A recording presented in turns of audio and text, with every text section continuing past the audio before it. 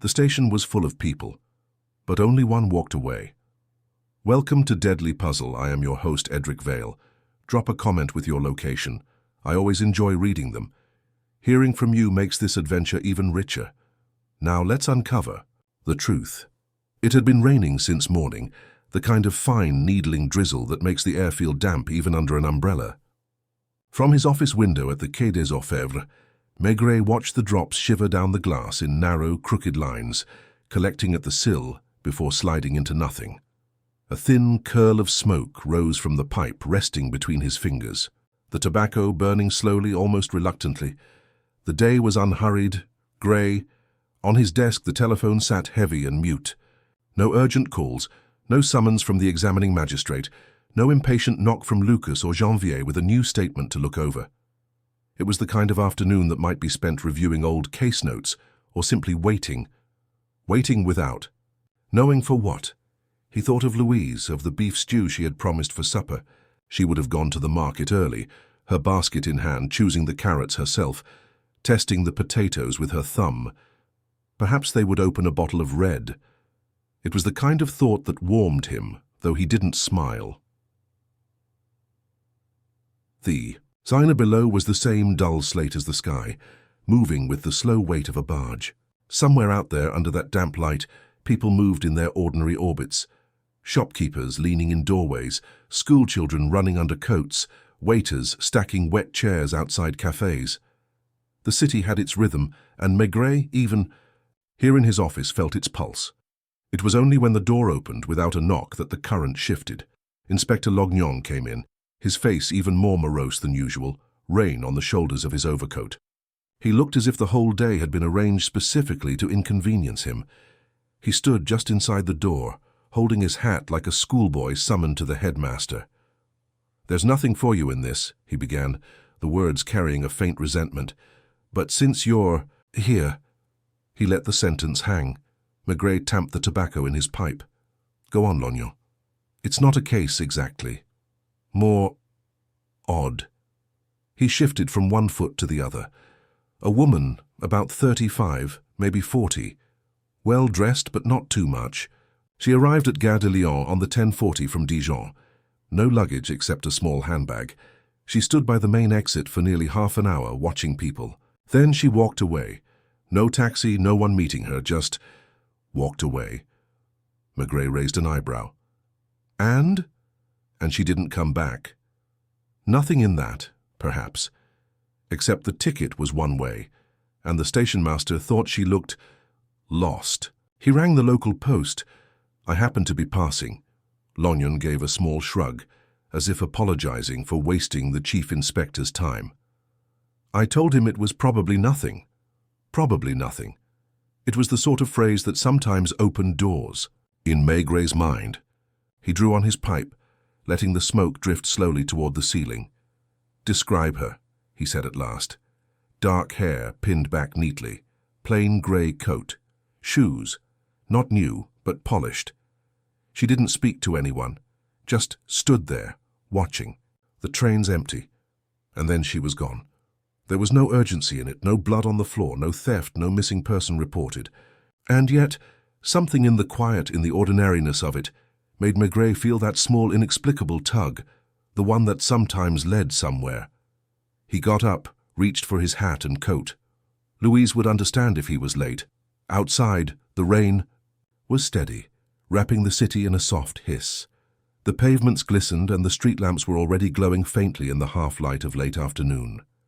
Somewhere beyond the river, past the narrow streets and the smell of damp bread from the boulangeries, lay the Gare de Lyon, and the trace of a woman who had stepped off a train and simply walked away. Maigret didn't know yet why it mattered. Only that it did. The taxi set him down under the iron awning as another shower passed across the station square, the wheels hissing on wet cobbles. Gare de Lyon breathed its familiar damp breath, hot steam from the platforms, the smell of coal, wet wool, spilled beer, and the faint, watchful tang of oil from the buffers. Somewhere a whistle piped and was swallowed by the glass roof. He paid the driver without looking at the coins. The man's "Merci, patron" had the flat note of someone who did not expect conversation. Maigret lifted his collar against the wind and moved at an unhurried pace toward the great clock, where men waited with their hands in their pockets and women with their handbags pressed to their stomachs, as if the leather were a small animal they were warming. He felt in his coat for the pipe, then left it where it was. This was not a good place for smoke. The station made its own weather. He did not go to the ticket office first. He stood instead by the taxi rank, where rain gathered in the ruts black as ink, and looked back toward the doors. People emerged with that quick, uncertain gait of those leaving shelter, choosing between umbrella and hat brim, deciding whether to hurry or pretend not to notice. In the corner under the departure board, a woman in a knitted cloche counted out coins into a child's palm. A porter wiped his moustache with the back of his hand and went back to being a porter. Life pushed him aside. He let it. Chief Inspector. It was Lognon, who had that way of appearing as if he had been there all along, unnoticed, like damp creeping up a wall. His hat was darker now with rain. I spoke to the station master again. He says it was the platform inspector who watched. Her the longest. He's on duty till 6. Good, said Maigret. We'll begin with him. They walked through the main hall, their pace blending with that of everyone else's, just 2 more men in coats. The floor had a skin of water that the soles of shoes wrote on and erased in the same moment. He felt the old stupid satisfaction of being where people were, of being rubbed by the day. On a stall, a pile of damp newspapers sagged at the corners. A headline talked about a cabinet dispute. It would be resolved badly, and then somehow the same men would dine. The platform inspector was a thin man with a face like a caution, his cap placed exactly in the right place on his skull. He had a way of speaking as if the words were stamped and validated before use. The 10:40 from Dijon, yes, 2 minutes late. 3rd carriage had a loose step. We'll see to it tonight. The woman? I noticed her because she stopped under the archway where it makes a draft and most people don't like it there. They move on. She didn't. Stood and watched each wave come through. I thought she was waiting for someone who was late. What made you think she wasn't? Maigret asked, leaning a little on the iron balustrade, as if borrowing its strength. She didn't look at the clock, Chief Inspector. People who wait look at the clock. She looked at faces, and she wasn't anxious, not exactly. More emptied. Out, if you see what I mean. His hands made a small, helpless shape. After 20 minutes, I realized no one was coming for her. People who haven't found their person by then either go to the cafe or to the telephones. She didn't. She went. Out into the rain, not hurried, not slow, as if she had chosen not to hurry. Coat, said Maigret. Grey. Plain. Gloves, too. She had a way of keeping her handbag close to her like it was cold. Was there luggage? No. The porter by the 3rd carriage said she stepped down with care, like someone used to trains, but not to that one. Her shoes, asked Maigret, and Lognon shot him a quick look. He knew the question. Shoes told stories the mouth forgot. Polished, narrow. The heel caught once on the cobble. She didn't swear. She didn't speak at all. He thanked the man and made a note of his name for no reason, except that names like to be noticed. They went next to the newsstand where a girl with fair hair tugged by the damp sold cigarettes and papers and small unnecessary things. She had seen the woman, yes. Because of the gloves. Not many ladies wear gloves like that now, unless they think someone expects it. Did she buy anything? A pencil, cheap for a crossword, I thought, but she didn't take a paper. Just the pencil, and she asked where the telephones were. And when I told her, down the hall on the right, she said thank you, and then she didn't go there. She went toward the doors. Was her voice? He left the sentence open. Like mine, said the girl. Not fancy, not from the south, tired maybe. And she paid with small change, not with a note. People going to meet someone pay with notes. They want to look like everything is all right. He let that settle. The girl's eyes kept darting past him to her customers. She was at work.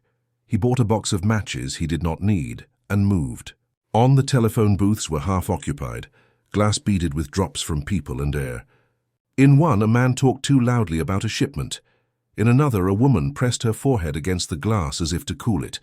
A telegraph clerk in a blue jacket sat behind a high counter, rubber stamps like small soldiers in a row before him. He had a face that had forgotten it once was young. Did a woman of 35 or 40 send a telegram about 11 this morning? asked Maigret, showing his card, but not pushing it. The clerk considered the question as if it were a riddle he liked. There were 3 women between 11 and half past. One to Lyon, nothing remarkable. One to Marseille, domestic. The third, yes. She stood a long time at the counter without writing. Then she wrote quickly and paid with coins. I remember because she counted them as if making each one agree. "May I see the duplicate?" said Maigret. He knew how far one could go with asking. It depended on tone and on the day. The man hesitated, then took a book from beneath the counter and turned pages with a finger that left a dark shadow where it pressed. He stopped, flattened the book. There. At 11:22. The form was damp in the way paper gets damp when a place has its own climate. The words were in a firm, small hand. Arrived, 10:40, do not come. No signature. Addressed to Madame R. Delorme, Pension Vanier, 178 rue de Charenton, Paris 12e. She didn't give a name, Maigret asked. If they don't, we don't ask, Chief Inspector. It's not for us to make people say who they are if they aren't sending money. Did she ask to be sure it would arrive? She asked how long. I said, within the hour. She said good, like someone makes a small decision about soup. He let himself imagine the scene, the woman standing, pencil bought for no paper, writing 6 words, then considering the idea of someone setting out, putting on a coat, choosing a hat, then deciding to cancel that motion. Do not come. It was a kind of mercy or a kind of pride. He could not tell which yet. Thank you, he said, and the clerk nodded as if they had made a tiny private pact. Outside the booths, a man shook a payphone that had swallowed his coin, the little violence of... It made an ugly sound in the station's belly. The clock ticked toward 4. The rain grew louder for a minute, and then softened as the glass roof remembered its job again. They went to the café, not Le Train Bleu, which had its own airs, but the smaller bar by the post, where railway men drank beer as if it were a task, and the coffee was bitter enough to have an opinion. The counter smelled of orange peel and steam. He ordered a beer he would not finish, and asked the barman if a woman in a grey coat had taken a table at the back, between 11 and noon. Many women, Chief Inspector. But yes, one who didn't remove her gloves, the man said without surprise. She sat where you are pointing. Ordered coffee, let it go cold, then put a coin on the saucer and left half of it. She watched the door the whole time, not the platform doors, the street one. When she left, she forgot her spoon. Forgot? Left it on the edge. People who are not in themselves do that. It annoys me, and I'll tell you why. They make a mess, and then they cannot be blamed because they were somewhere else. Did she speak to anyone? No. A young man looked at her and she did not see him. He saw that she did not see him and looked away. The spoon was with the others now, washed, made identical again. It would not tell a story anymore, if it had ever had. One? Maigret sipped the unpleasant beer and did not mind its taste. He watched the street door as she had watched it. A woman came in, shook her umbrella with conviction and laughed with the barman. A couple argued softly about a parcel, their voices like 2 shoes walking side by side. Delorme, said Lognon, who had opened his notebook somewhere between the counter and his next sigh. We have a pension on the rue de Charenton, Vanier. If there is a Madame Delorme, she will either know why she should not come, or she will pretend she never intended to. He looked as if either answer would confirm his poor opinion of people. We'll go, said Maigret, but he did not move yet. He let the beer warm under his hand a little. He liked to arrive somewhere with the taste of one place still in his mouth. It made the city seem all of a piece. The barman wiped an already clean patch of counter in a circle. His rag moved the way the rain moved. Patient, necessary. Before. They left. He made one last slow tour of the entrance, as if to check that the story of that morning had not left any of its words lying about. There, by the newspaper bin, something small and black had slipped into the seam between the wall and the tile. He stooped and teased it out with a finger, the stub of a pencil bitten once near the end. He stood and weighed it in his palm like a fisherman considering a minnow. The girl at the stand had sold a pencil. The woman had written 6 words. 6. Words do not use a pencil up. Only teeth and waiting do. He slipped it into his pocket not because it would be evidence, but because it felt like a handshake from someone who did not wish to be known. They crossed the hall together, and the station closed behind them softly, as rooms do when you know you will return. The rain had thinned to a mist that was almost nothing and yet made everything damp. Taxis came and went. A bus heaved itself to the curb and opened its door with a sigh. In front of them, the Rue de Lyon stretched away, then bent toward the quarter, where small hotels had curtains that did not meet and signs that flickered. As they walked, he thought of the words again. Do not come. The kind of phrase one writes when the thing has already happened in the body and the words must run to catch up. He saw the woman's gloves in his mind, and then her hands without them. The fingers would be pale where the leather had pressed, with thin marks like the lines a wedding band leaves. Or perhaps she had no band and had the habit of turning it all the same. Why do you care? Asked Lognon, not unkindly, as if tiredness had finally allowed curiosity to sit down beside it. Maigret took a moment before answering. Cars hissed past. A woman in a headscarf hurried by with a baguette held like a baton. Because she took trouble to be ordinary, he said at last. People who destroy themselves don't polish their shoes. They turned into the Rue de Charenton, where the buildings leaned toward one another like old men on a bench. At number 178, a sign announced Pension Vanier, with a confidence that the peeling paint did not share. In the vestibule there was that smell of old starch and cabbage that rooms make when they are shy of daylight. A bell was on a string. He pulled it and heard it ring somewhere in the stomach of the house. A woman came, wiping her hands on her skirt, and gave them a look that weighed rent in the same glance. Yes, Madame Vanier? I am she. I'm Maigret. This is Inspector Lognon. He did not show his card yet, not because of secrecy, but because some people's hearts react badly to official paper. We're looking for a Madame Delorme. Ah, Delorme, said Lognon, who might have received a message around noon. The woman's eyes narrowed, not with suspicion, but with the effort to take memory by the shoulders. Madame Delorme, yes, room 4. She is not here. She went out at 10 this morning, and I have not seen her since. A telegram? No. I didn't go. Out. The postman did not ring. She did not leave a key? Asked Maigret gently. She left it on the nail, said Madame Vanier, and her mouth tightened. People who leave keys on the nail mean to be back. People who put them in their bag do not. I have learned this, and it is true. We'll wait, said Maigret, and meant something larger than the vestibule. He followed Madame Vanier up the narrow stairs, where the carpet kept secrets in its threads. The house smelled of furniture polish and a grief that wasn't recent. In the room that would be 4, he imagined a suitcase that was not there. A wardrobe with one empty hanger, a glass with a rim of lipstick that wasn't red but the color women choose when they don't want to be seen to choose. He did not yet know what to be afraid of for Madame Delorme, or for the woman who had arrived and then walked away. Perhaps they were the same person, and perhaps not. But the city made a space inside itself for certain kinds of absence. He felt that space now, like the hollow in a chair where someone has just risen. He took off his hat and let the damp lift. We'll wait, he said again, more to himself.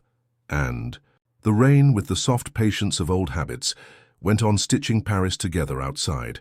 The room was narrow, the kind of space that had learned over the years to keep itself small. A bed with a crocheted coverlet, its edges curling like old parchment, stood against one wall.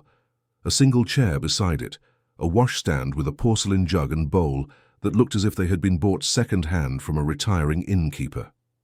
On the table under the window, a half-empty glass of water stood next to a small envelope, slit open, face down.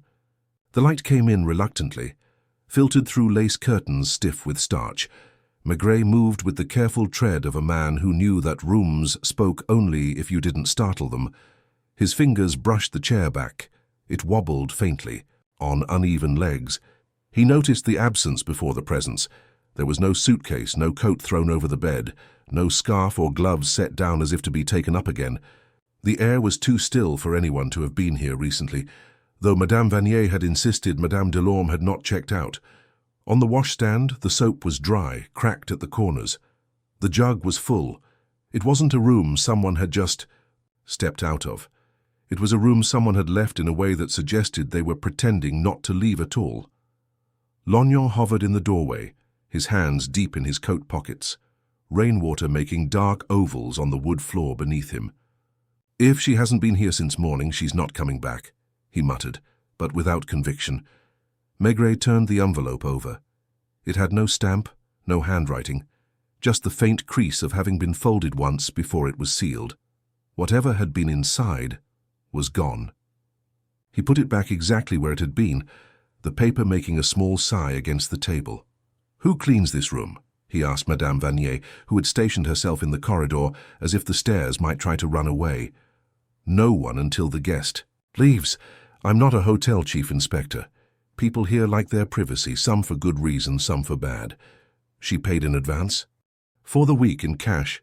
She arrived 3 days ago with one valise, stayed inside most of the time, went out in the evenings alone. Quiet.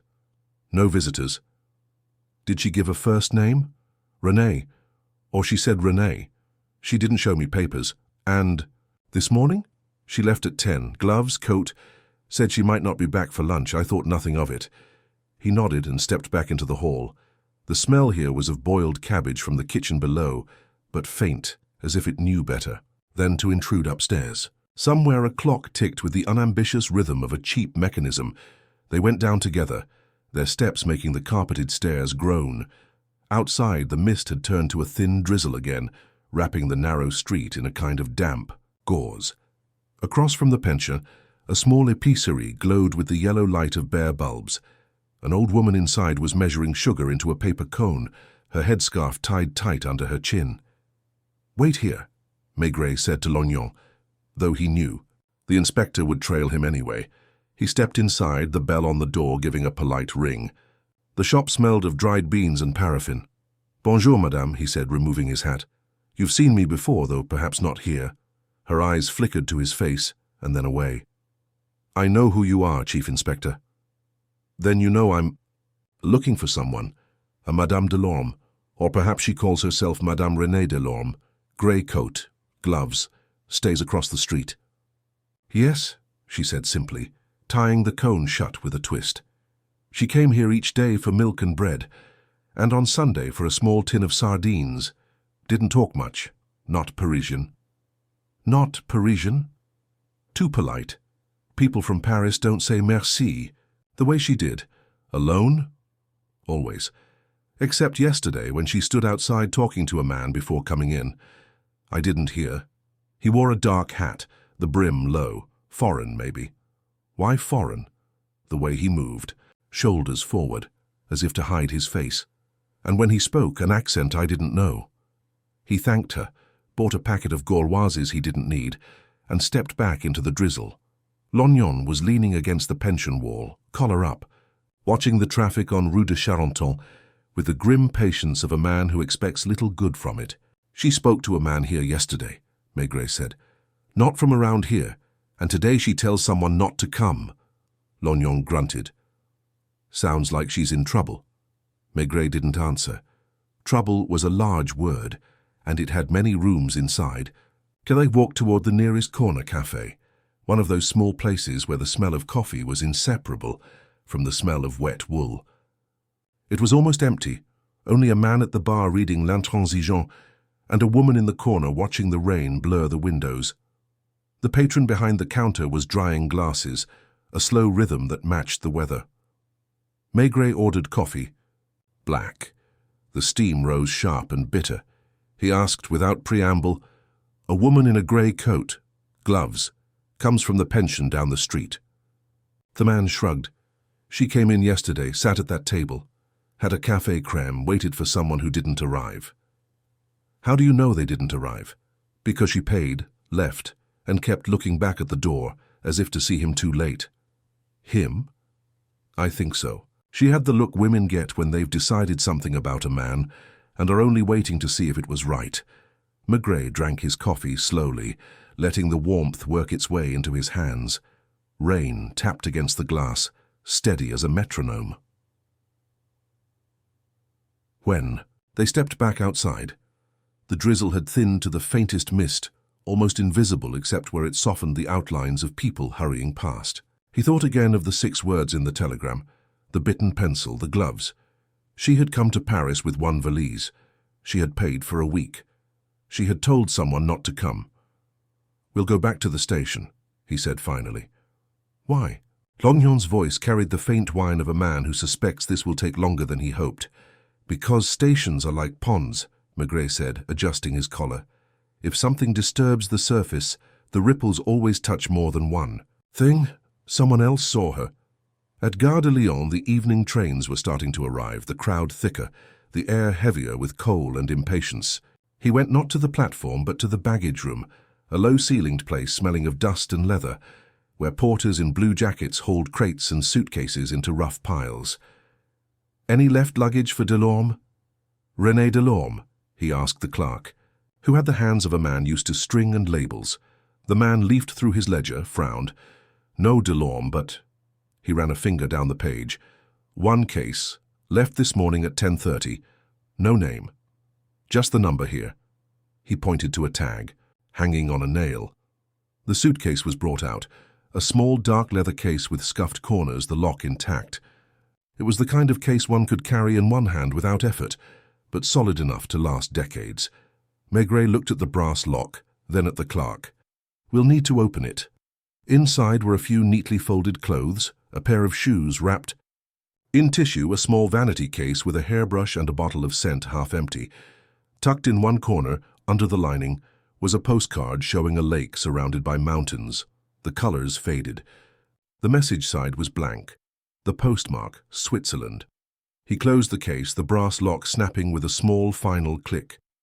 "She didn't want it with her," he said to Lognon, "but she didn't send it on either." They stood for a moment in the baggage room, the air close with the smell of dust and canvas. Outside, the loudspeaker announced the arrival of the 5:20 from Marseille. Maigret felt the ripple again. Someone leaving, someone arriving. Lines crossing without touching. "Tomorrow," he said quietly, "we'll go to that pension early and we'll see if Madame Delorme comes back for her key." The rain outside the great glass roof made its soft, endless music. He listened to it, as if it might carry the answer, somewhere between the sound of arrival and the sound of departure. The following morning the sky was the pale, colorless white of unpolished tin, and the air had that chill which seeped in through coat collars and cuffs no matter how tightly they were drawn. Maigret walked the Rue de Charenton with his hands deep in his pockets, his hat brim low, his pipe unlit between his teeth. The street smelled faintly of wet bread from the first batches pulled from the ovens, and of coal smoke from stoves that had been stoked before dawn. He had risen earlier than usual, eating his breakfast without real appetite, a quiet nod to Louise before stepping out. There was no hurry in his pace, but no hesitation either. The sort of walk that made him seem to blend with the other pedestrians. Shopkeepers unlocking doors, boys on bicycles weaving past puddles, women returning from market with onions dangling from string bags. The pension's facade was as drab as it had been the night before, its sign still clinging stubbornly to the peeling paint.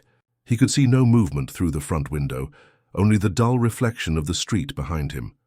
Lognon was already there, leaning against the wall opposite, looking as though he had been enduring the cold for hours. "Nothing," he said by way of greeting. "She hasn't come back." Maigret nodded once. "We'll wait inside." Madame Vanier appeared at the sound of the bell, wiping her hands on the same skirt as yesterday, her hair pinned back tightly enough to make her eyebrows rise. She did not seem pleased to see them again, but neither did she seem surprised. "No news," she said before they could speak. "Room 4 is as you left it." "We'll sit in the hall for a while, if you don't mind," Maigret said mildly. The hall was dim, smelling of dust and boiled potatoes, the kind of smell that belonged to places where the wallpaper had long since given up on color. They took the hard chairs near the door, Maigret with his coat still buttoned, Lognon shifting restlessly in his. From where they sat, they could see both the narrow staircase and the street door. Time passed in the way it did in such places, slowly, as though nothing might ever change. A postman came with a handful of letters, none for Madame Delorme. An old man in a cap shuffled down the stairs, nodded at them without curiosity, and went out. Somewhere above, a floorboard creaked and was silent again. It was almost 11 when the door opened, and a thin draft swept in ahead of a man in a dark overcoat. His hat was pulled low, the brim shadowing his eyes, but Maigret saw the slope of his shoulders, the way his coat hung from him, as though it had not been made to his measure. He paused in the doorway just long enough to glance about, then stepped inside and looked toward Madame Vanier, who had emerged from the back at the sound of the bell. "I'm looking for Madame Delorme," he said. His voice was quiet, but the vowels were rounded in a way that was not Parisian. "She's not here," Madame Vanier replied. "She hasn't been since yesterday morning." The man's mouth tightened very slightly. "Do you know where she went?" Maigret rose from his chair with the same slowness he might use to approach a window. He didn't want to startle a bird from. "Perhaps we can help," he said. "I'm Chief Inspector Maigret." The man's eyes flicked to him, weighing something. "I don't think so," he said. "It's a personal matter." "Many things begin that way," Maigret said. "She sent a telegram yesterday morning. Do not come. You came anyway." The pause was almost imperceptible, but it was there. Then the man shook, his head as though the matter were closed. "You're mistaken," perhaps, Maigret said evenly, "but if you would tell me your name—" The man hesitated again, then said, "Keller, Paul Keller." The name came with a trace of consonants softened, as though carried from somewhere further east. "You're not staying here?" "No." Keller glanced toward the door. "If she returns, will you tell her I was here?" "We'll tell her," Maigret said. Keller inclined his head slightly, as though accepting a bargain that cost him little, and left. Through the narrow pane beside the door, Maigret watched him walk away. Measured steps, neither hurried nor slow, his coat swinging just enough to reveal shoes well polished but worn at the edges. "Foreign," Lognon muttered, as though confirming his earlier suspicion from the épicerie. Maigret said nothing, but in his mind he saw the small suitcase in the baggage room, the postcard of the Swiss lake. They remained in the hall until midday, then left without comment. Outside the air had warmed slightly, but the clouds still hung low. They walked without speaking until they reached the corner, where a café offered warmth and coffee. Inside, over the rim of his cup, Maigret considered the sequence again. Arrival.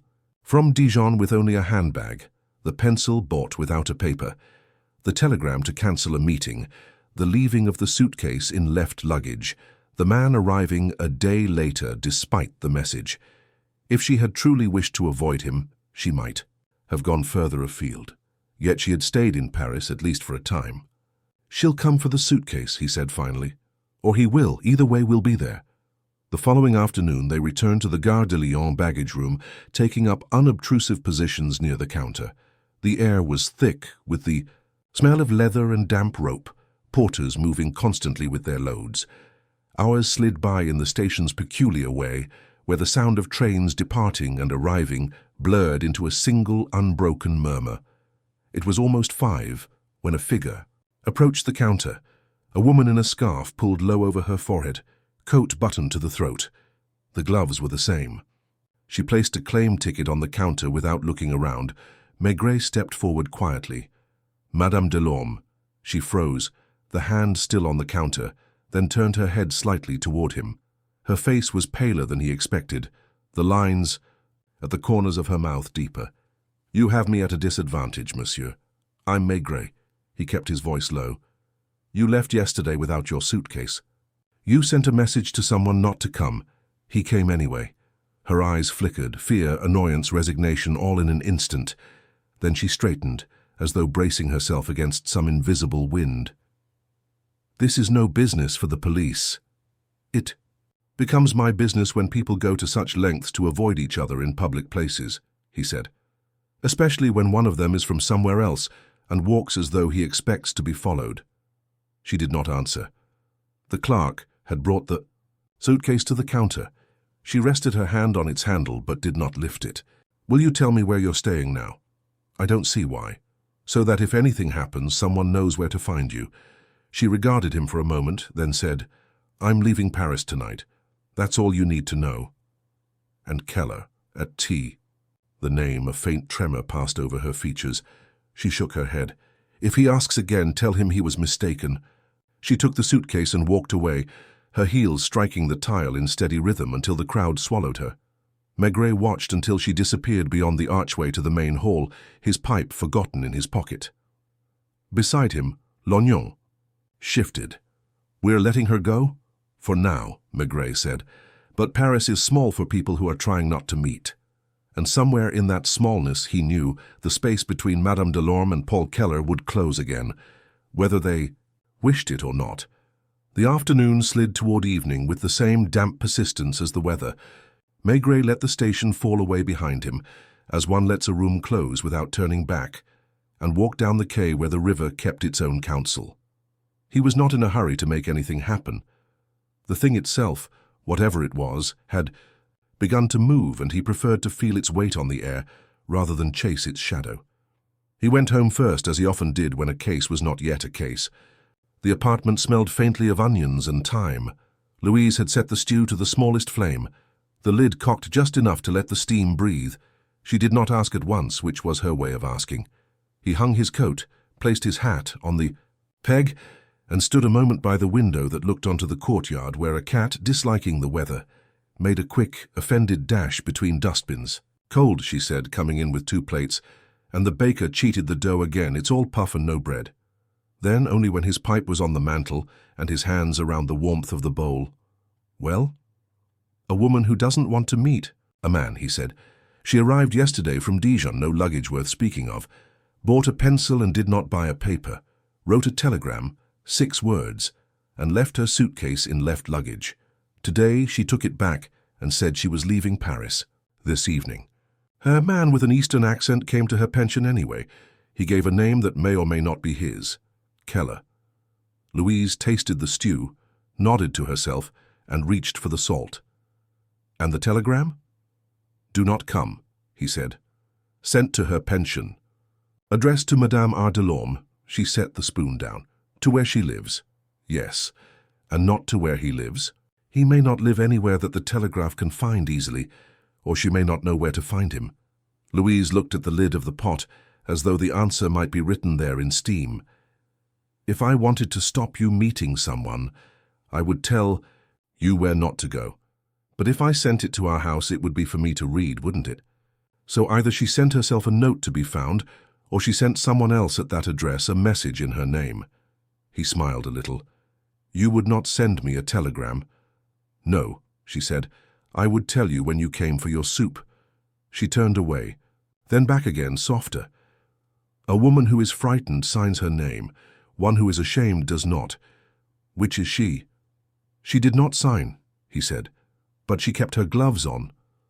Louise made a small, dismissive sound. "Gloves keep you from leaving fingerprints. On life, eat before it cools." He ate, thinking of the bitten pencil, of the small suitcase, of Keller's way of standing just inside a doorway, as if doorways had something to hide. When he put his spoon down, the stew had left a warmth that was not hunger in him. He filled his pipe, patted Louise's hand in a way that was both thanks and promise, and went out again with the kind of quiet that belonged between married people and the evening. Gare de Lyon, after dark, was heavier, as if the day had put on its coat for the night. The glass roof held the lamp's light like old amber.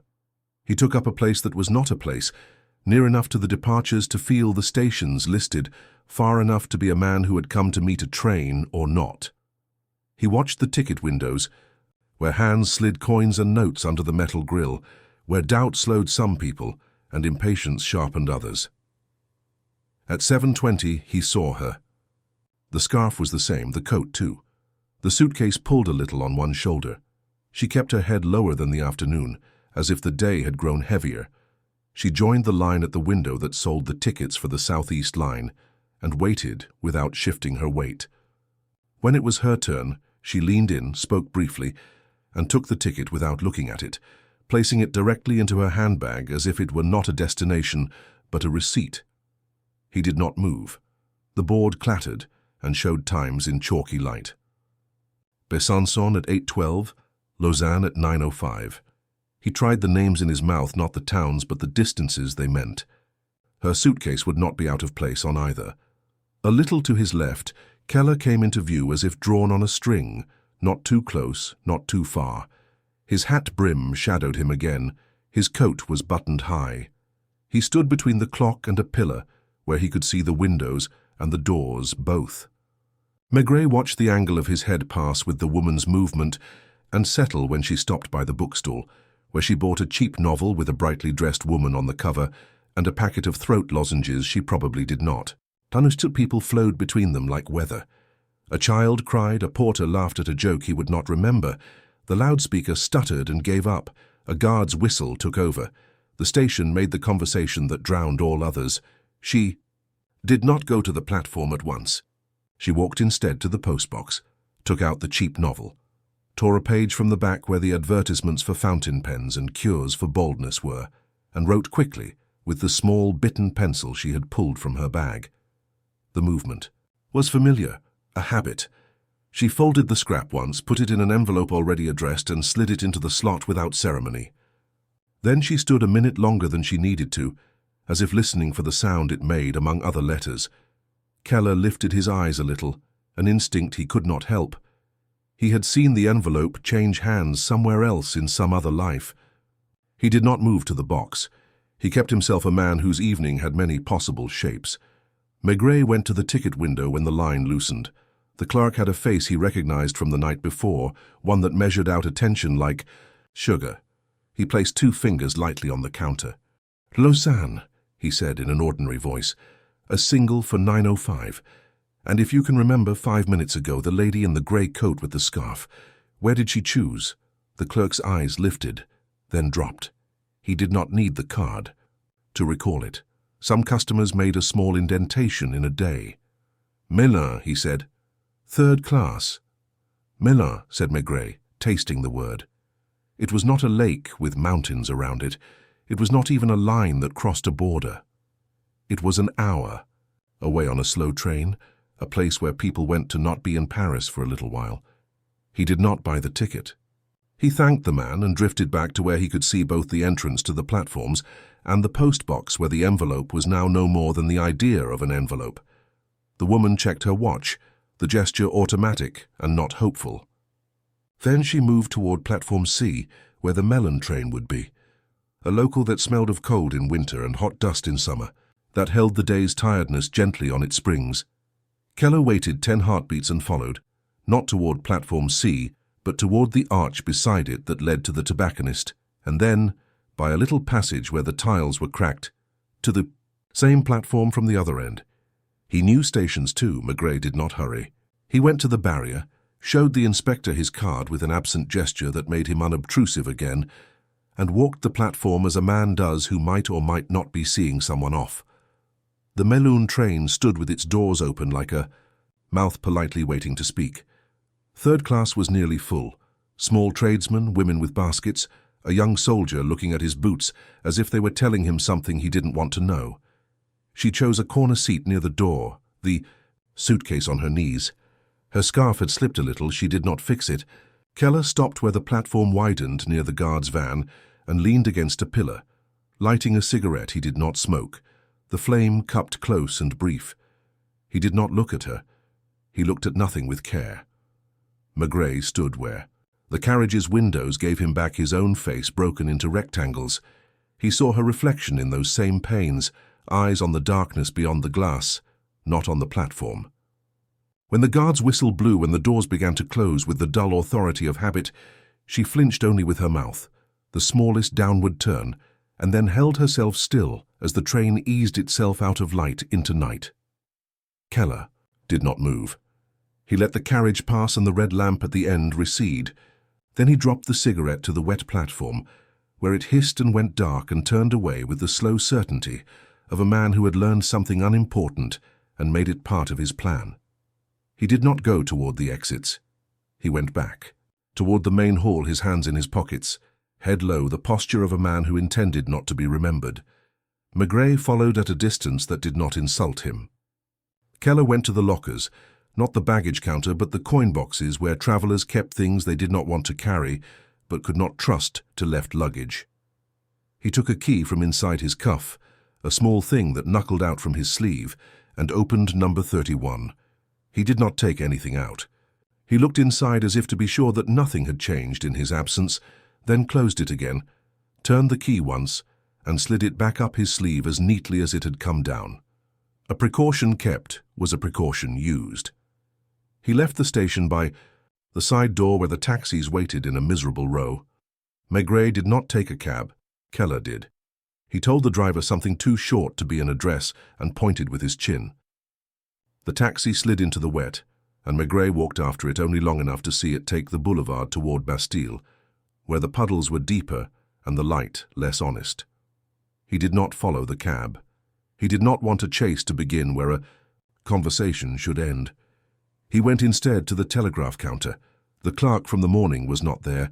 A younger man with anxious hair was, and he had a way of aligning the corners of his forms with the counter edge, as if order would save. Him. A telegram arrived today, Maigret said. Addressed to Madame R. Delorme at Pension Vanier, Rue de Charenton. Do you remember who brought it? We deliver, the young man said, relieved to have an answer he knew. By bicycle. And if no one is at home, we leave it in the box. He thanked the boy and went out again into the light rain that had learned to be patient. He walked to the Rue de Charenton as if he had been walking there all his life. Madame Vanier's bell made its same, tired sound. She came to the door with a dish towel in one hand and the look of someone whose supper was being kept waiting by life. A telegram, he said. Nothing for me, she said quickly, which told him she had thought of something for herself. For Madame Delorme. She hesitated, then stepped back to let him into the hall, where the smell of boiled potatoes had given way to roasted something that was trying to be meat. On the little table by the stairs lay an envelope with the orange telegraph, strip still pasted to it. She had not opened it, or she had opened it and closed it again as if that would undo the opening. It came at noon, she said. I didn't touch it. It is not for me. He looked at the address, at the R. He did not pick it up. You will keep it. Here? Where else? If she comes back, you will tell her. I will tell her nothing, Madame Vanier said, sudden and fierce. People leave and come, and none of it is my affair. I wash the sheets, and I make the accounts, and I do not fix their lives. He inclined his head. No, I'm sorry for your supper.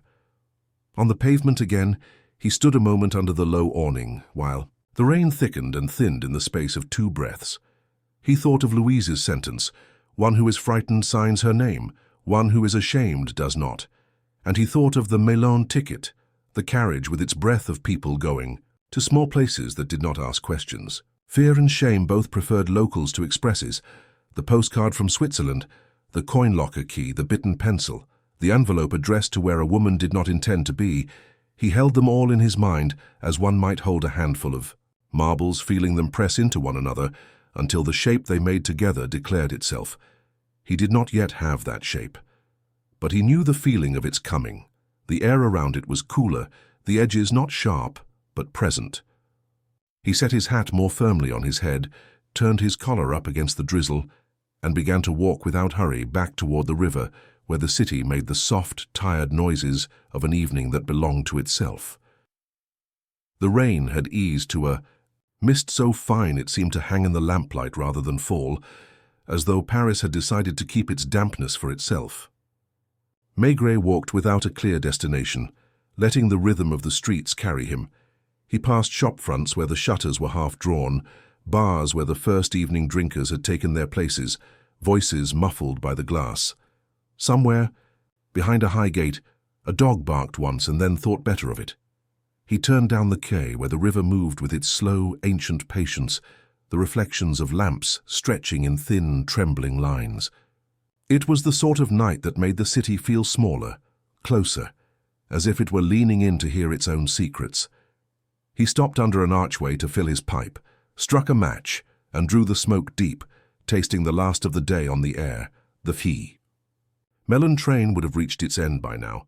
He pictured her stepping down onto a platform where the lights were fewer, the air colder, the faces unfamiliar. Would she be met? Or would she walk into the night alone, suitcase in hand, trusting that the place itself would swallow her? Keller had not followed her.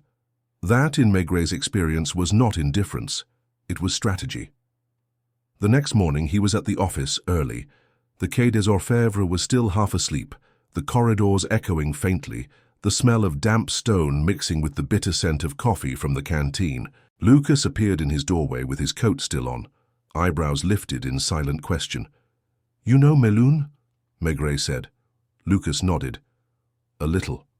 "Why?" "A woman arrived there last night on the 9:05 local. Grey coat, small suitcase. Find out if she stayed anywhere, hotel, pension, boarding house. Ask quietly. No descriptions beyond that unless you need to." Lucas nodded again, the sort of nod that meant he would do it thoroughly but without fuss.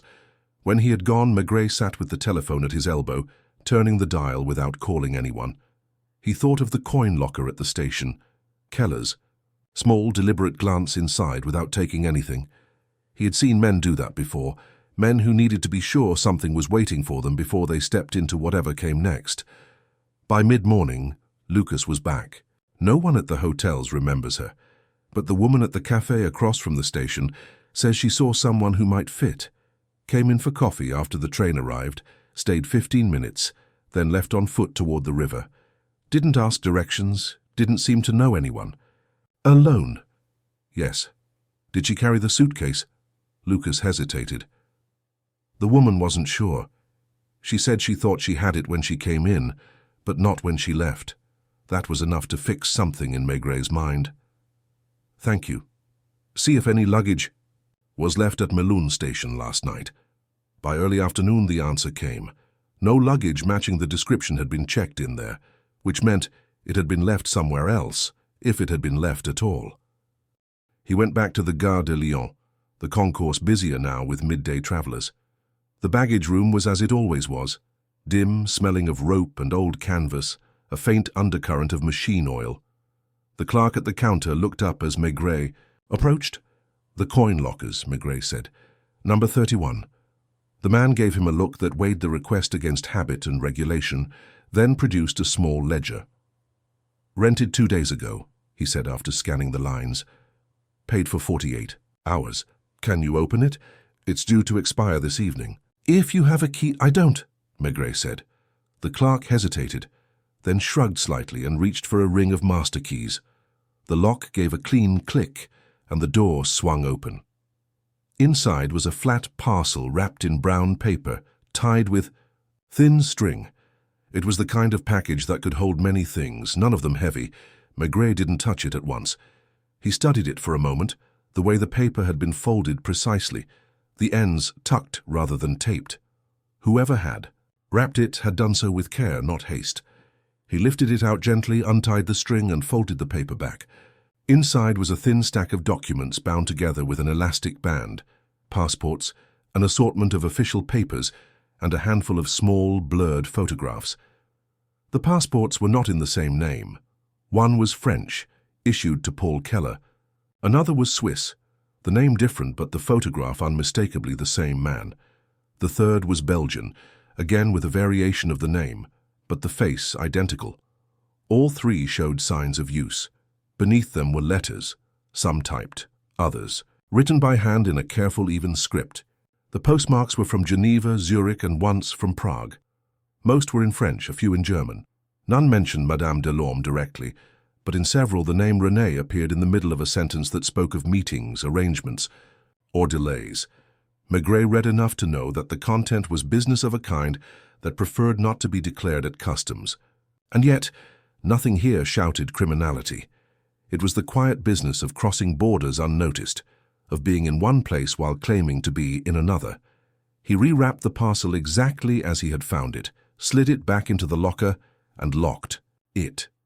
The key to the truth, he thought, was not in the papers but in why Keller had left them here, and whether Madame Delorme knew of them, or feared them. That evening, he returned to the station, taking up a position near the lockers, where he could watch without being in the way. He waited through the commuter rush, the ebb and flow of people with their heads down against the wind. The brown paper parcel remained in number 31. It was almost closing time for the lockers when Keller appeared, his movements no less deliberate than before. He approached number 31, glanced around once without turning his head fully, and opened it. He removed the package, checked the string without untying it, and slipped it into the inner pocket of his coat. Then he walked out toward the side exit, without a backward glance. Maigret followed far enough to see the taxi he took, noted the number and then let him go. He had no interest in forcing the matter in the street. Keller would not carry something like that home unless home was somewhere he trusted absolutely, and that, in Maigret's experience, was often a mistake men made only once. Back at the Quai des Orfèvres, he placed a call to the taxi company. The driver had taken Keller to a small hotel near the Place d'Italie, one of those quiet, almost anonymous places where the wallpaper peeled without shame and the reception desk had a bell no one rang. Maigret went there the next morning. The woman at the desk was the kind who knew every guest's habits without appearing to notice them. "Monsieur Keller?" she said, repeating the name as though to test it. "Yes, he's been here 2 nights. Room 12. Out most of the day. Back late." "Alone?" "As far as I can tell."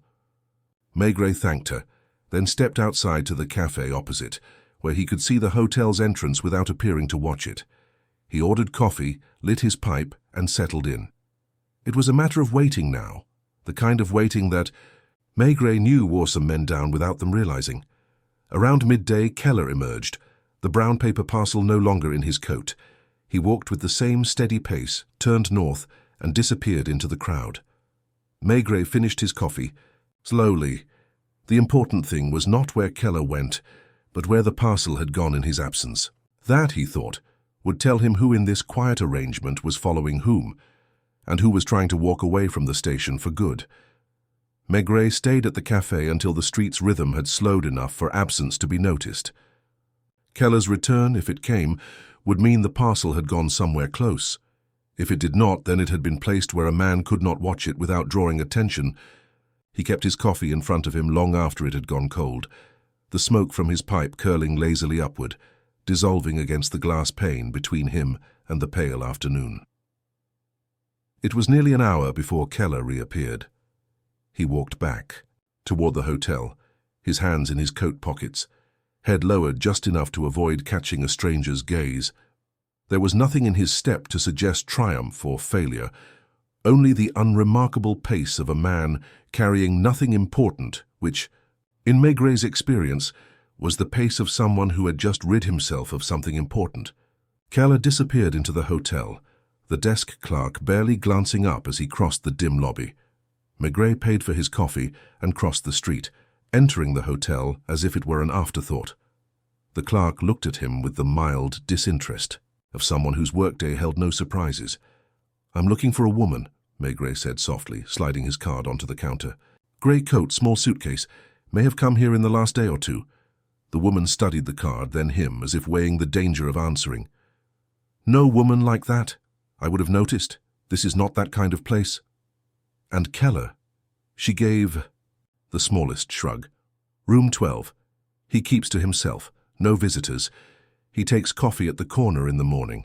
That's all I know." Maigret thanked her and stepped back into the street, his collar turned up against a fine drizzle. If Keller had left the package nearby, there was only so far he would have gone on foot in an hour. The neighborhood around Place d'Italie was a web of narrow streets, cheap hotels, and small businesses, enough corners to hide something, but not enough to make it disappear entirely. He walked without hurry, as if deciding where to buy his lunch, scanning shop fronts and doorways. The rain had deepened the colors of the shutters and left the pavement slick. A small post office sat on the corner of a quieter street, its windows fogged from the warmth inside. He stepped in, feeling the heat rise through his coat. The postmaster was a round man with a tidy moustache, busy stacking envelopes into neat bundles. He looked up with polite curiosity. "Did a man come in earlier?" Maigret asked. "Tall, dark, overcoat, foreign accent, carrying a flat package wrapped in brown paper." The man's eyes flickered. "Yes, he sent a registered letter, foreign destination." "Where to?" "Zurich," the postmaster said. "He didn't give a return address. Paid in cash. We keep the receipts, of course." Maigret took the slip of paper offered. To him, noting the time, it was shortly after Keller had left the hotel. So the parcel with its passports and letters was on its way out of France. The timing was deliberate. Keller had not wanted to be in possession of it for longer than necessary. The post was safer in his mind than carrying it across a border himself. He handed back the receipt. "If anyone comes asking about it, do nothing. Just let me know at the Quai des Orfèvres." The man nodded, his moustache twitching faintly. Outside, the rain had softened again, the light pale and without direction. Maigret walked back toward the hotel, not to confront Keller. There was no point in accusing a man of sending his own property abroad, but to see if the woman in the grey coat would reappear now that the package was gone. It was possible she had been waiting for precisely this, but she did not come that day nor the next. Keller went about his quiet routine, morning coffee, short walks, afternoons spent in his room, always returning before dark. He looked like a man who had achieved his purpose, or was waiting for the next move to be made by someone else. On the third morning, Maigret found himself once again across from the hotel when a taxi pulled up. The door opened, and Madame Delorme stepped out.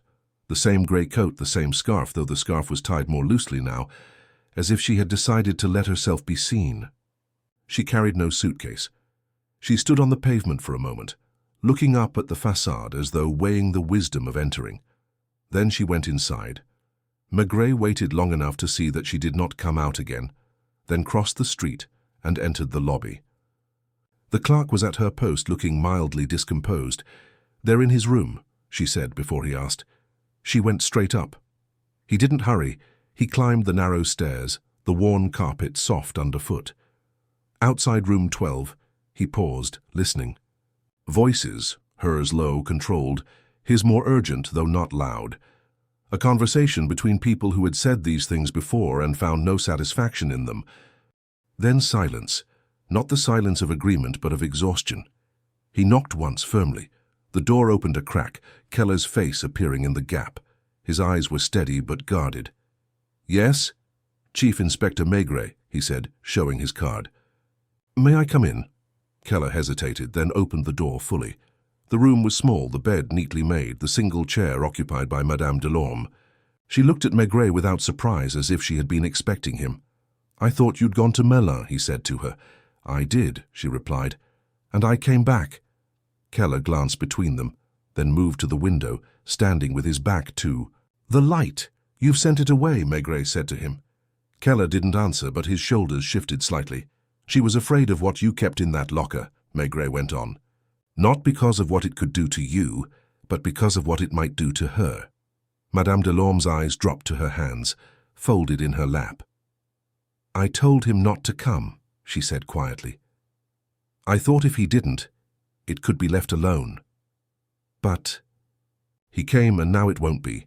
Keller turned from the window. "It was mine before it was yours," he said to her, "and it's safer now than it was in Paris." Maigret looked at them both.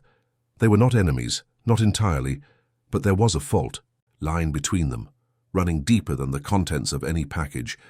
"You'll both leave Paris?" he asked. "I will," she said. "So will I," Keller said, though without conviction. It was not his place to tell them whether they should leave together or apart. The package was already on its way to Zurich.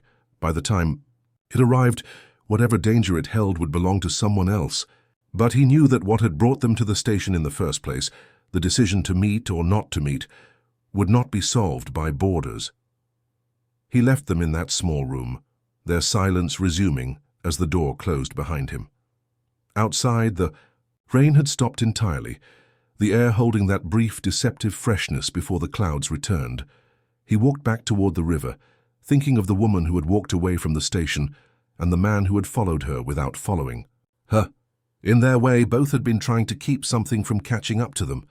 In Paris, that was never simple. He slept badly, which for him meant not that he tossed and turned, but that he woke too early and lay listening to the pipes in the walls and the first wagons rolling over the wet stones. Louise was awake by this time he came into the kitchen.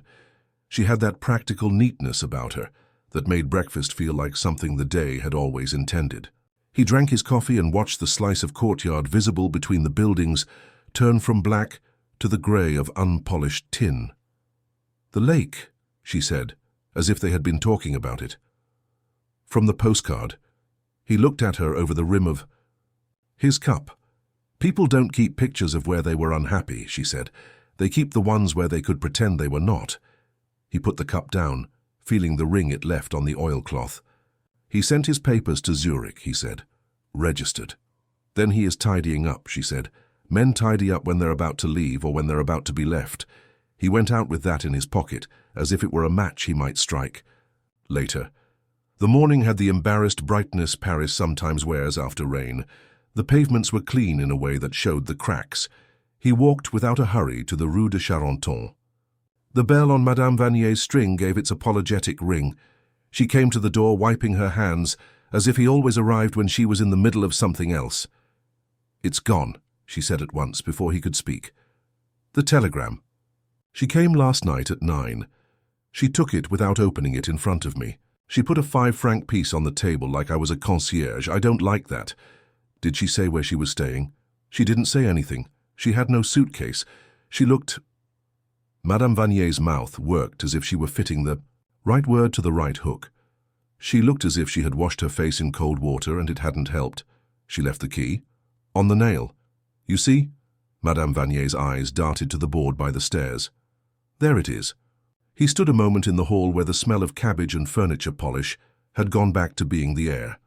On the table, where last time the orange strip had lain, there was only the mark where it had been. He took his hat off, put it on again, and went across to the épicerie. The shop was the same narrow space with the same brave bulbs and the same jars of beans looking patient.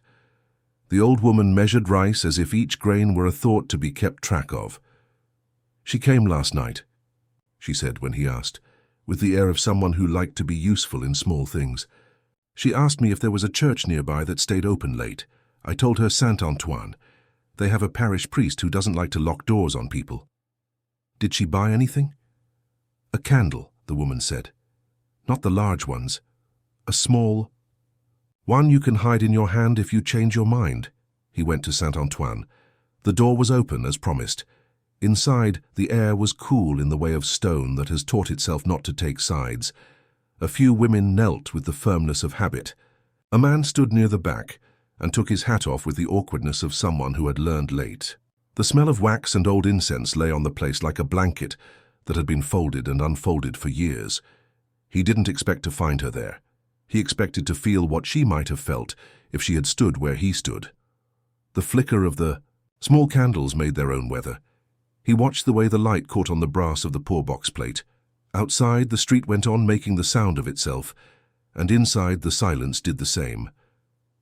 When he came out, Keller was across the street, smoking without interest, his coat buttoned through the day didn't ask for it. He looked at Maigret not with challenge, but with the tired civility of men who have seen each other too often in too short a time. They stood a minute without speaking. A tram rattled past, as if hurrying to make up for everyone. "She came last night," Maigret said. "She took a telegram, she bought a candle, she asked for a church." Keller flicked ash into the gutter. "You know more about her evenings than I do," he said, not unkindly. "You have sent your papers away," Maigret said. "Why?" "Because Paris is not a kind city for certain histories," Keller said after a moment. His French had that evenness learned from books and used like a walking stick. "And because she asked me to make it so that my history and hers would not be kept too close together." "She asked you directly?" "You do not need words for such requests," Keller said. "Sometimes it is enough that a woman keeps her gloves on when she is in a warm room." They walked a little without agreeing to, past a shop where a seamstress had pinned a dress to a headless form, the pins holding their breaths. "Who is she to you?" Maigret asked. "Someone I knew in Geneva," Keller said, looking ahead. "She worked at a small hotel. She had neat hands, she was practical. We were practical together for a time. Later she wrote that she had married. I wrote that I was glad. When it became useful, I kept some of her letters, because the stamps were—" He made a face at himself and did not finish the sentence. And now she is married and wishes to continue to be married. I am not married and wish to be able to leave without the kind of trouble that leaves stains." They came to a corner where a café had set out its chairs as a gesture against the damp. Maigret stopped, looked at Keller in a way that was not an order. "If you are leaving, leave," he said. "If you are staying to see whether leaving will hurt, you will do harm." Keller looked away at nothing. "You are very French," he said, but there was no mockery in it. He dropped the cigarette, ground it with his heel and went back the way he had come, a man who had chosen the street he already knew. In the afternoon, by the river again, Maigret saw a woman waiting on a bench with her hands folded over the handbag that had been her companion since Dijon. The scarf had been retied and sat too low. She watched the water the way people watch a fire when there is nothing else to look at. He sat at the other end of the bench. The wind came along the quay and rearranged nothing. "You took the telegram," he said after a time. "Yes," she said. "You didn't open it in front of the landlady." "No." "Was it from him?" She shook her head. "From my husband," she said. "He had written already when I told him." She stopped. Then, and corrected herself. "When I sent him a letter from the station yesterday, I tore a page from a book. I told him I had come to Paris for a day to see a cousin who was unwell, that I would be back today. He sent a telegram to the pension to say not to take the late train because the line was interrupted. He worries about stupid things. I needed him to worry about that instead. And you went to Melun." "I went to be nowhere," she said simply. "In Melun no one knows me and no one cares whether I look out of place. And then you came back." "Yes, to see him. To see if not seeing him was still possible," she said, and managed a small smile that had no room to live. "You see, one can be a coward and still try to be brave. It is confusing." They sat with that. Downriver a barge moved like a thought that took most of a morning to be had. "He sent the papers away," Maigret said. "To Zurich." She nodded once. "He told me. He wanted to show me that he had done a decisive thing. Men like decisive things. They are easier to point at than the small ones." "You were together in Geneva?" "For a winter," she said. "I kept a neat room for him to come back to, and he liked to talk in the evenings about cities I had never been to. He was not a bad man. He was not a good one either. He was a man who had learned to pass, in every sense. Later I met my husband. He is not a man who passes. He is a man who stays. He works at the factory. He reads l'illustration on Sundays very slowly and laughs at the advertisements. He likes soup. He is not clever, he's kind. Kindness is not cleverness. You see the difficulty he did. The city around them had invented such difficulties in 100 rooms for as long as he had known it. "Does your husband know?" he asked, not specifying what knowing would include. "No," she said, and her hands tightened on the bag. "He knows I went to Paris. He knows I am coming back. He will look at me when I come in, and he will know there is something, but he will not ask, because he is afraid of my answers. He is a man who does not want to be the reason his soup is cold. And you?" "I wanted to be exactly who I said I was," she said, and the words came out with the weariness of someone who has tried more than once and discovered that desire changes nothing. "When I got off the train and stood in that station, I thought I could make a small change that would keep the others from happening. Do not come." But everything was already moving. He did not tell her that things moved with or without our permission. She knew that. She had bought a pencil for 6 words. "He will leave," he said of Keller. "You will go back." "Yes." "And the suitcase?" "At the hotel in Melun," she said. "A woman took it for the night for a few francs. She was kind. This morning I gave it to the concierge at a larger place to be sent on to Dijon. It will arrive after me. It will say that I planned." He nodded. It was the sort of domestic invention that cities learn to carry without complaint. "There is one more thing," he said. "At the hostel, the postcard of the lake. Was it yours?" She watched the water for so long he thought she would not answer. "It was the concierge's son's," she said at last. "He left it in a drawer. I took it the day before I went to the station. I wanted to have something that would tell me I had once been able to sit very still and feel the sun on my face. Hey, foolishness. I am not a woman for lakes. I am a woman for boiled potatoes and damp towels on a line." He stood then. The bench had pressed a cold line across the back of his coat. "If he writes from Zurich," he said, "do not answer." "I won't," she said, and he believed her. "It is finished. It will not stop, but it is finished." He walked with her as far as the bridge. She went on toward the Gare de Lyon, where the hall would be full of people whose lives had better reasons than theirs for going and coming. He went the other way toward the quay, where the building absorbed the damp without comment. In his office, He sat with the telephone a moment and then did not call anyone. He wrote instead in his notebook the thing that he sometimes wrote when there had been no crime, but the day had made him answer to it all the same. A woman arrived, a man waited. Both tried to be decent inside their own names. He underlined nothing. He closed the book. On his way home, he passed the Jardin des Plantes and went in on a whim. In the palm house, the air was warm and smelled of earth. The glass sweated and made its own rain. A man with a broom moved the damp from one place to another and seemed content with the work. Maigret stood a while and let the warmth into his coat. The leaves were large and indifferent. The city outside went on with its tidy confusions. At supper, Louise listened with the quiet that made his telling easier. "The lake," she said when he had finished. "You see, it was only a picture. She will put it in a drawer, and one day when she is looking for a needle, she will find it and be cross with herself. And then she will forget again." And him? He will leave. Men who pass do not stay, because there is nothing in them to hold. Turks, but he will think of the soup sometimes and the gloves. And he will not understand what he lost, because it is not the kind of thing men like him have words for. He poured a little wine. The cat in the courtyard made a scratchy hop onto a dustbin lid and sat, surprised by its own success. The evening settled on the apartment as if it belonged there. He felt the case or the not case breathe out. After coffee, he went to the window. Rain had found its way back, a fine, steady drizzle like a hand smoothing a sheet. Somewhere a train would be leaving, and somewhere else one arriving. He thought of the woman who had walked away from the station and then walked back. It was not a solve. It was a life being mended with the threads at hand. It would hold more or less. It usually did.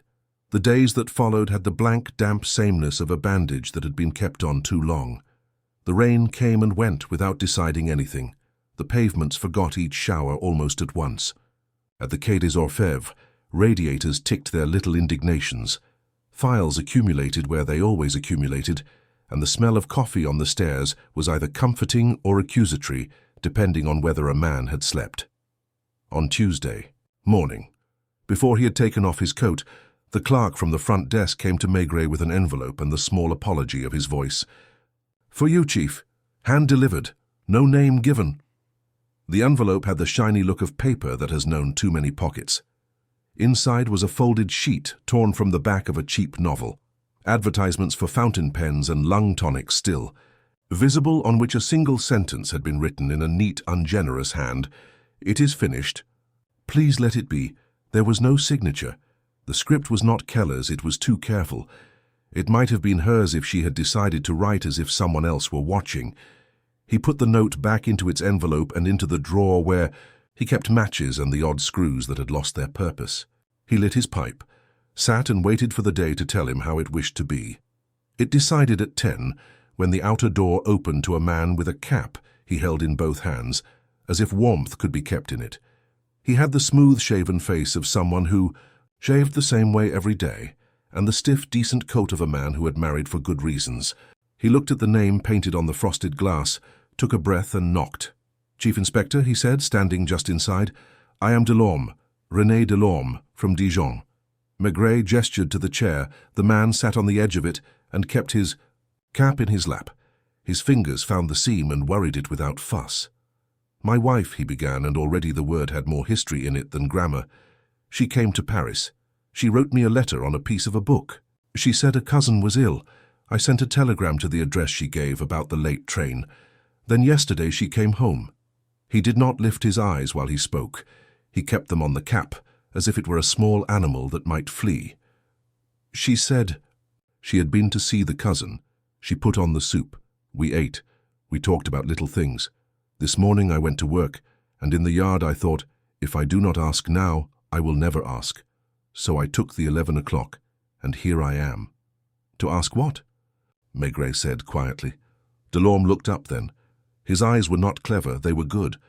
"Whether there is something for me to be foolish about, or whether I may be foolish in peace." There was no police answer to that. A fly on the window tried to be a noise and failed. Maigret drew on his pipe to give the man time not to be ashamed of himself. Your wife is called Renée, he said, and she is a practical woman. She is, Delorme said, with a small, proud stubbornness. She keeps the towels in order. On Sundays we go to the square, and she says the names of the children, who play as if they were plants in a garden. She met a man long ago in Geneva, Maigret said, and watched the word land between them. He is passing through Paris now. She told him not to come. He came. She walked away from the station, and then she walked back. That is the best I can say. Delorme's fingers stopped moving on the seam. He nodded once, as if a foreman had told him a delivery would be late, and there was nothing to do but rearrange the carts. Is she in trouble? No. Is he a bad man? He is a man who has learned to pass, in every sense, Maigret said, hearing Louise's phrase reappear with its own quiet rightness. He is going away. Delorme breathed out, a sound like a kettle deciding not to boil. I found a postcard in her sewing drawer, he said, as if that confession required bravery. A lake, mountains. It is not Dijon. I put it back. You did well, Maigret said. Do not ask her about the mountains. Ask her if she will have soup tomorrow. If she says yes, it will be fine.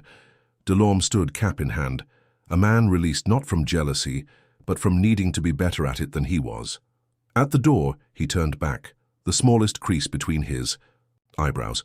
And you, Chief Inspector, will you arrest the man? For what? Delorme considered this, accepted it, and went away with his decent coat and his unambitious heart. An hour later, Lognon came in with rain, drying in spots on his shoulders, and the look of a man who had been contradicted by the weather. Customs telephoned, he said gloomily. A registered packet was stopped at the Swiss Exchange Office in Basel, light on documentation, heavy on passports. They want to know whether to forward or to hold. Keller's parcel, Maigret said. The name made the room colder. Tell them to hold. Ask them to reseal and keep their receipts tidy. If he comes for it in person, they can be as slow as they like. Lognon grimaced. And if he does not come? Then it will yellow in a drawer and do no harm, Maigret said. Passports go stale when they are not looked at. He stood at the window with his pipe unlit and watched the river carry away the reflection of a barge. He felt the case, if it was that, settle into its true size. Not a crime to be solved, but a knot to be left to loosen itself, with only a thread or two kept from catching. Still, there was Keller. Men like him did not vanish. They unbuttoned themselves from a place and slid onto another. He found him that evening, not by effort, but by the way certain corners keep their own books. A waiter at the café by the Place d'Italie tapped the tabletop with 2 fingers when Maigret passed, and that was enough.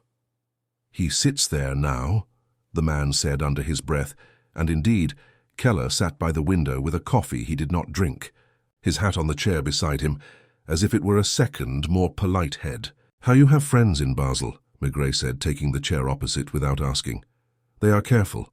Keller's mouth tilted, not quite a smile. I have acquaintances. Friends are for men who stay. They will hold your package, Maigret went on. It is not my habit to make trouble at borders, but if the package does not belong to you, it will be awkward when you ask for it. If it does, it will be awkward in a different way. Keller turned the cup on its saucer a fraction of a turn. You have a way of making all paths sound like the same one, Chief Inspector. They are, Maigret said. Some have more puddles. They sat with the small noises of the café, the clink of a spoon, the scratch of a match, the breath of the espresso making a net around them. Outside, queue lines at the cinema moved the way a worm moves in soil, patient, blind, inevitable. She is going back to Dijon, Keller said at last. I thought perhaps, but you are right, it was finished before the train arrived. You sent me a note, Maigret said. Keller looked genuinely surprised. No, I do not send notes to policemen. It is not helpful. Then she did, Maigret said, and felt a small satisfaction at the neatness of that. She asked me to let it be. Keller took this in, nodded. That is her. She puts things away very straight. You will leave tonight, Maigret said, not a question. Tomorrow, Keller said, with a tired vanity that insisted on one more breakfast in Paris. To Basel first, then perhaps Vienna. Or not. Men like me have a map that is more like a habit than a plan. If I wanted to make your life complicated, Maigret said, I would telephone the aliens office and ask them to look at your papers before you sleep. I would mention your locker, your parcel, your names. You would spend an evening in an office with bad light and a man who reads slowly. I might do that if I thought it would do anyone any good. And you do not. No. Keller smiled properly then, the smile of someone who has just been spared a small pointless pain. Thank you, he said, and meant it. Do not write to her, Maigret said. Even to be decent, decency travels badly. Keller's hand hovered over the cup and then withdrew. I will not write, he said. I am a man who passes. Writing is for men who can afford to be found.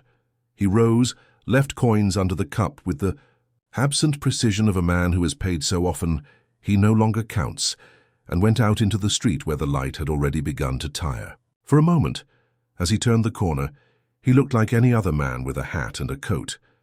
Then he was gone in the way only men who have practiced can be. That evening, at home, Louise listened to the day as if it were a pot coming to a simmer. The husband came, she said when he told her. Good.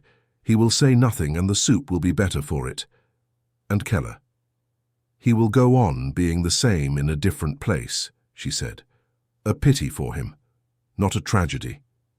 After supper, he walked down to the embankment with his hands in his pockets and his hat pulled low against a rain that did not yet exist. A barge passed, its lamp making the water look older. He thought of Delorme on the train back to Dijon, cap in his lap, rehearsing not the questions he would not ask, but the gestures he would make, the small kindnesses that would say everything. Without saying anything at all, the way he would take her bag, the way he would lay the spoon beside her plate, the way he would look at the postcard and not see it. On the bridge, a boy and a girl stood too close and said nothing. The city's draught went through his coat and did not find him colder. He turned back toward the quay, where the building with all its offices and all its drawers took men like him in and kept their coats smelling of old paper. In his notebook, he wrote 3 lines, not for any file. Keller will leave. René will stay. The rest is weather. The next morning, before he could put his pipe in order, a telegram lay on his desk. It was from Basel, the clerk's language dry as cupboard bread. Parcel claimed by a man presenting Belgian passport in nom de quai. Verification slow. Do you object to release? He took a pencil and wrote the reply in his solid, unhurried hand. No objection. Keep receipt. Return wrapper if convenient. He sat a long time after that, not thinking of passports but of kitchens, of the way steam curls from a pot when a lid is lifted, of the small drafts that come and go in a house and mean nothing until someone notices them and decides they do. The rain came again in lines as straight as handwriting. He smiled once, privately, at nothing in particular, and reached for the telephone to ask Lucas whether the 9:15 to Dijon was on time. It usually was. The 9:15 puffed itself into usefulness with the reluctant dignity of a man putting on his coat because someone has asked him twice. He sat by the window, the glass a little greasy from 100 foreheads, and watched Paris loosen its grip. The factories gave way to allotments with their winter cabbages hunched like conspirators. Then came the open fields scratched with hedges, small stations that existed mostly to be left behind. The carriage smelled faintly of old tobacco and damp wool. Opposite him a woman unwrapped an egg and ate it without looking at it. Time on that line had its own pace and kept it. Dijon arrived not as a surprise but as the end of an arithmetic. The station had the particular cleanliness of provincial places, a floor washed a shade too thoroughly, a café that had never entirely forgiven the war for making coffee precious. He walked out through the main doors into a light that was clearer than Paris without being kinder. The streets near the station were practical, with shops that sold what people needed and windows that did not pretend. He asked at the factory gate without showing his card. The guard had a cap that fit his head as if the two had agreed not to quarrel. "Delorme," he said, and jerked his thumb toward a brick building where a whistle had just announced that a certain hour had been achieved. "Wait. He'll come." He did cap already in his hand, as if that were the right way to meet any new fact. There was oil under his nails, wiped there by a lifetime of honest wages. He saw Maigret, and a thought went across his face slowly, like a cart on bad stones. "Ah, you said the 9:15 was on time," Maigret said. It was. Delorme nodded once. "She is at home," he said. "It is wash day. She will not like to be interrupted, but she will stand aside." The house was one of those narrow ones with 3 windows stacked above 3 and a door that had been painted when the money had allowed it and not since. In the courtyard, a line sagged with shirts that had learned their dampness by heart. The smell was soap and warm iron, and the steam that comes off the back of radiators in small rooms where someone has remembered to bleed them. On the table by the window, there was a bowl of peeled potatoes under a cloth. The cat, which was not theirs but wandered through on principle, sat under the chair with its paws tucked in, unwilling to commit itself to standing again too soon. She looked at him as if she had expected him before and after, the way people look at the postman who is late but still part of the day. Her sleeves were rolled. The marks at her wrists where gloves would have been were not there. Or if they were the ghost of a choice that had been made and did not need to be repeated. "So you found us," she said. There was no accusation in it. "I took the train," he said. Delorme put his cap on the dresser and stood with his hands almost but not quite in his pockets, as if he were at his own wedding again and uncertain about whether to look at the photographer or the bride. "I'll go back," he offered, as a man offers to fetch wood that is already stacked by the stove. "Stay," she said without turning. She went to the stove and lifted the lid, looked into the pot as if what it contained would tell her how long a conversation lasted. "It is finished," she said, not sitting. "You have the note." He inclined his head. "I did not answer it." "Good, I did not mean it as a question. There are kitchens that are built for confessions and kitchens that are not. This one was built for boiled potatoes and for the winter habit of folding tea towels in a particular way." He said nothing because the silence here belonged to them and he did not want to rent it. She dried her hands and then, as if recognizing the courtesy of a chair, took one. He stayed standing. The cat, having made up its mind, stood too and stretched itself to an implausible length, then reconsidered and sat again. "In Geneva," she said. "I signed a name once at the hotel for a parcel that was not mine. It was nothing. The kind of nothing men say is nothing. I took an envelope across to Annemasse for him, because the bus was easier for me than it was for a man with papers that weren't clean. I put the envelope in a box like any envelope. It felt like kindness. Perhaps it was. I was 23. I had neat hands. Later, when I married, I put those days into a drawer. Sometimes drawers stick. That is all." He could see her as she said it, a younger room around her.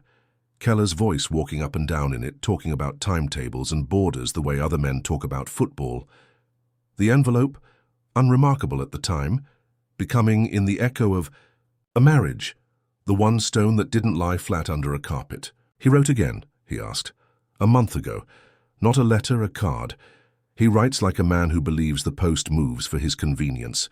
He said he would be in Paris, that he would need what he had left with me to be in order. The phrase made me want to laugh and to be sick. He had left nothing with me. He had left me with myself. I wrote on the back of a book from the station that he should not come. I thought if I arrived before him and wrote it from there, the words would have the right shape. And then you saw him." "Not at once," she said. "Do you know that feeling? When you have told a lie to put off a truth, and the lie arrives before the truth can find its shoes. I bought a candle, yes, I lit it. And then I did not pray. I watched the little flame and tried to decide whether it meant anything that it did not go out when the door opened and closed." Delorme made a noise that might have been meant for private use. She looked at him and then at the potatoes with the sort of look women keep for food when there are other things they cannot control. "He is a decent man," she said to Maigret plainly, not to ask for help, but to put the word down on the table among the plates. "Decent is not the same as clever. Clever men make a meal of their worries. Decent men put them aside so the soup will not taste of them." "You burned the old letters?" he asked. "In the sink," she said. "With the candle it smoked. I thought the neighbors would complain. No one did. If there is a God, he is a concierge. He pretends not to see." Delorme looked at the floor in a way that included the cat and the rug, and the small amount of dust that survives any woman's morning. "If he writes again," he began. "He won't," she said, and the certainty in it was not bravado. It was knowledge of the kind of man who passes, of the habits of paper and train schedules and the way certain men pack their cases. And if he does, the postcard will not cross my threshold. I have learned the sound of his handwriting. There is a sound. They sat with the sound that wasn't there. Outside, a cart went by, and the iron rims on wet stones made that particular complaint that belongs to provincial wheels. Somewhere in the house, a pipe took a breath and settled. I told Basil to release his parcel, he said, because facts had to be put in their jackets too. It will find him. He will carry it into another room somewhere else and take his hat off and become that man there. It is not a crime to be practiced. No, she said, it is only disappointing. He took his hat, but did not put it on. Paris will forget, he said. It is a city that does not keep the stamp of a thing unless the thing insists. You are not the insisting kind. No, she said again without shame. I am the kind who puts the spoon where it belongs. He went with Delorme back to the gate, the cap once more in the man's hand. The factory whistle had another of its small. Opinions and men came back through the yard slower than they had left it, because a man walks differently with soup inside him than without. Delorme stopped and stood in that way he had, half in his own way, half in someone else's.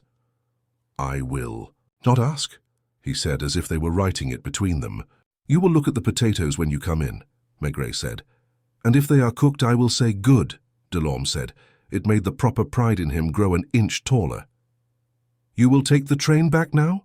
Yes. Thank you, Delorme said with the embarrassment decent men have when they have said thank you to a policeman.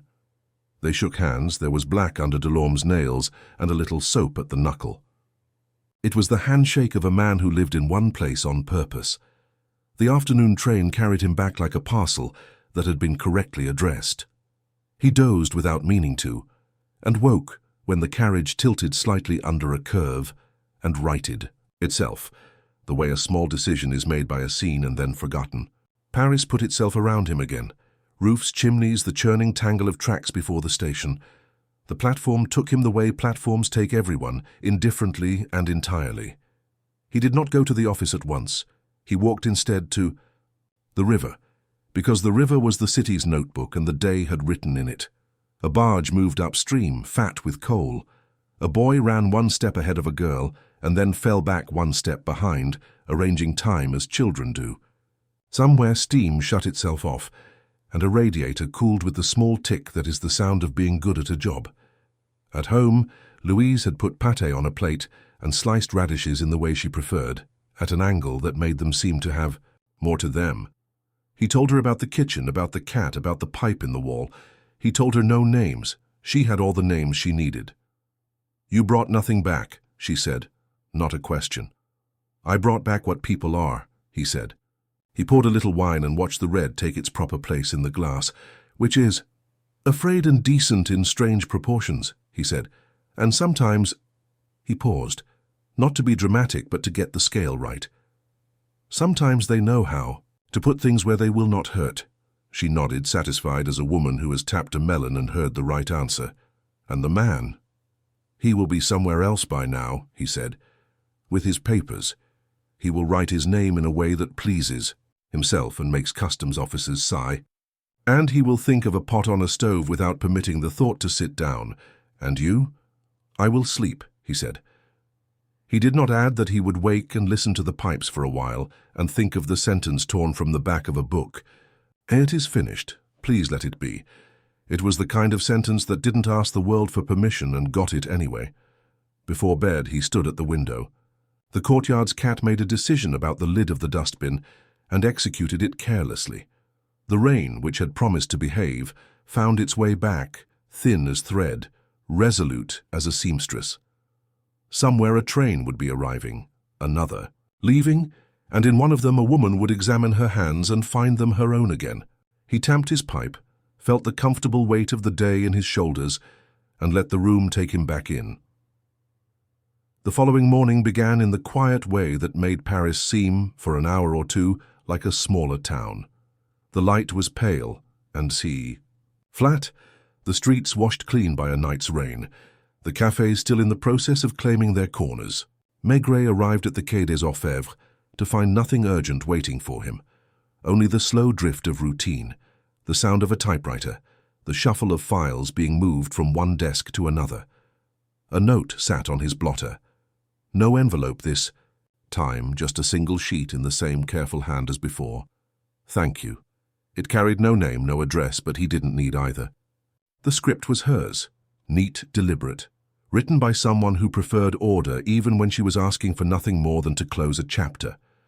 He read it twice, then slid it into the inside pocket of his coat, not for keeping as evidence, but because it felt like a piece of weather that belonged with him. Outside the window, the river moved under its low bridges, with the calm of something that knew it would outlast all the trains and telegrams. By noon, a wire came from Basel. The parcel had been claimed, the receipt signed without hesitation. The Swiss clerk noted that the man presented himself as courteous, in a hurry, and fully aware of the paperwork's small print. Keller would be gone by now, folded into another city that didn't ask questions. A man like him didn't leave footprints, only the faint scent of cigarette smoke in a hotel room and the shape of his absence in a railway station. That evening, Maigret walked home along the boulevard, the lamps already haloed in the soft damp air. In shop windows, small Christmas displays had begun to appear. Paper stars, tinsel, dolls propped in cardboard sleighs. He passed them without stopping. At home, Louise had the table set, the smell of something roasting in the oven. They ate without talking about work. She spoke of the fishmonger's son who had decided to become a baker, of the neighbor upstairs who had fallen on the stairs but bruised nothing but her pride. After coffee, he lit his pipe, and they sat in the warm, companionable silence that was its own kind of conversation. Later at the window, he watched the rain return, soft and persistent, blurring the outlines of the street. Somewhere far from here, a man would be looking out of another window in another city, wondering if he had been wise or merely lucky. And somewhere else, a woman would be setting potatoes in a pot, listening to the familiar tick of the pipes, the steady breath of a house that welcomed her back, without asking where she had been. It had ended without arrests, without scandal. No headlines, no dossiers that would be taken out in court. Just two people who had stood in the same station one morning and then gone their separate ways, each carrying something the other would never see again. And perhaps that was the only kind of justice possible for them, the chance to return to their own lives, altered but still intact. He turned from the window, tamped his pipe, and let the smoke drift upward. Tomorrow, another call would come, another thread to follow through the streets. But tonight the city was quiet, the soup was finished, and the case, the not case, was done.